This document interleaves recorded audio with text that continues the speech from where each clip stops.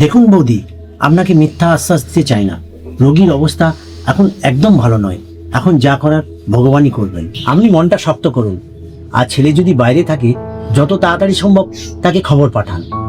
শেষবেলায় ওনার ছেলেকে দেখতে ইচ্ছে করছে। তাহলে আজ আসি বৌদি। আমার কোনো রকম সাহায্য যদি আপনার কোনো দরকার হয় আমাকে অবশ্যই খবর দেবেন।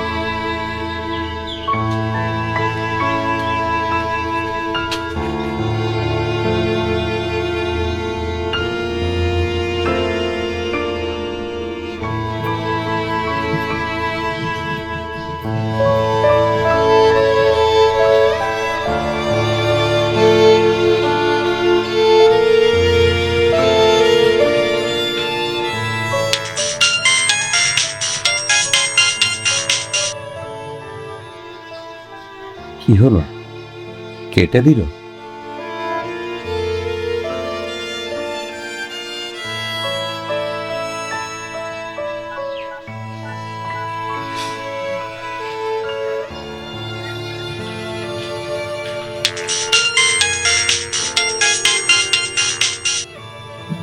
হ্যালো, হ্যাঁ মা, তুমি বারবার কেন ফোন করছো?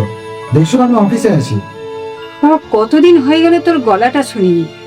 তুই কি একেবারেই আমাদের ভুলে গেলি? আরে মা, এসব কথা পরে হবে, বলো কি দরকার আছে? তোর বাবা যে তোর সঙ্গে একটু কথা বলতে চাইছিল। মা, আমার এখন একদম সময় নেই, আমি একটা জরুরি কাজ করছি।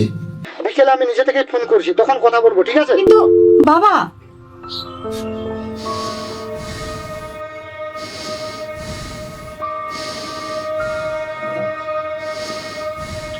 সুজয় আসবে তো সাবিত্রী? হ্যাঁ বলেছে ও বিকেলে আসবে।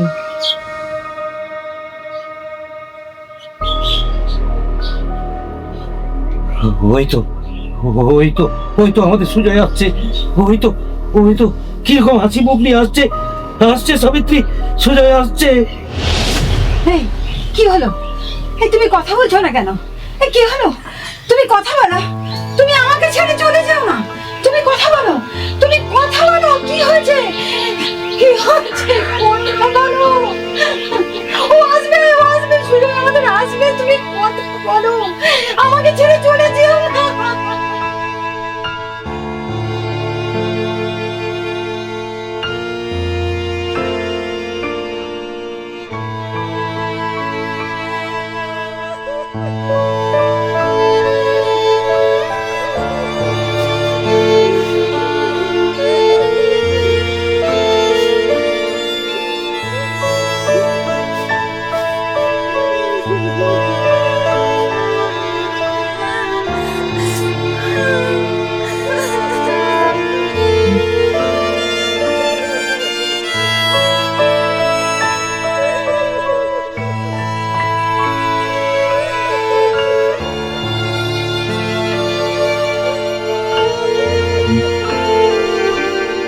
মা, তুমি কি তো নিয়ে যেতে হবে?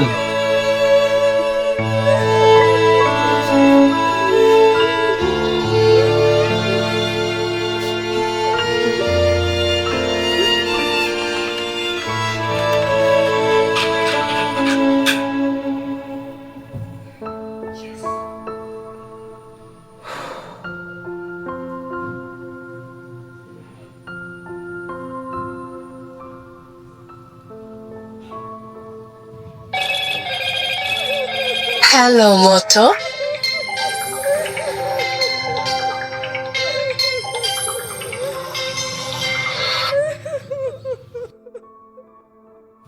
হ্যাঁ হ্যালো মা, সকালে কি বলছিলে বলো, এখন আমি ফিরে যাচ্ছি। আর ওখানে এত কান্নার আওয়াজ কেন হচ্ছে? এখন আর তোর সময় হবে না রে বাবা। যার জন্য তোকে ডেকেছিলাম সে তোর সময়ের অপেক্ষা করতে করতে অনেক দূরে চলে গেছে। মা, তুমি কি বলছো?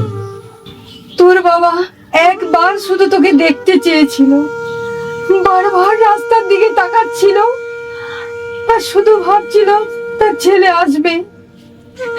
কিন্তু তুই তো এলি না বাবা। আজ দেখ তোরও সময় নেই। আর তোর বাবার সময় নেই। আমি আমি এক্ষুনি রওনা দিচ্ছি। না রে, আর এবার তুই যতই তাড়াতাড়ি আসিস, আর তোর বাবা দরজা খুলে তোকে বলবে না রে। আয় বাবা, কেমন আছিস? আজ শুধু তার নিথর মুখটাই তুই দেখতে পাবি।